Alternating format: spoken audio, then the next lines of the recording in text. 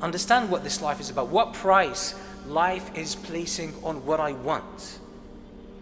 It takes sometimes a moment that I should really take time to myself, see what do I want from this life?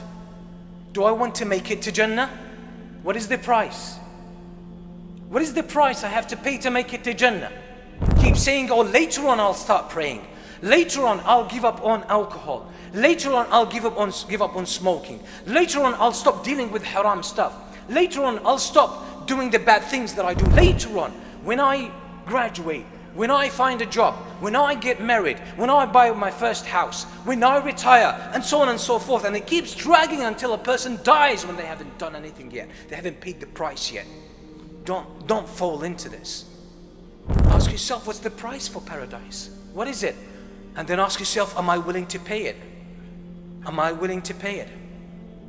So some of that is clear in the Quran and the Sunnah. You have to do your obligations, and obviously you have to believe in Allah subhanahu wa ta'ala. You have to trust in Allah. You have to have tawheed, and then you fulfill your obligations, and then you increase in whatever other things that are recommended in Islam, that you do more of them and you observe them.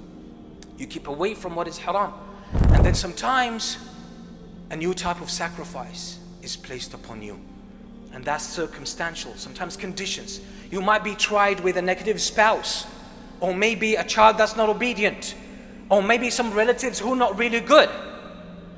You realize that you are in a situation that requires some kind of sacrifice. What's the sacrifice you're willing to do? Read the situation carefully. Read it. Study it carefully. Seek advice and counsel. And then see what kind of sacrifice I can make in order to get the best out of this situation.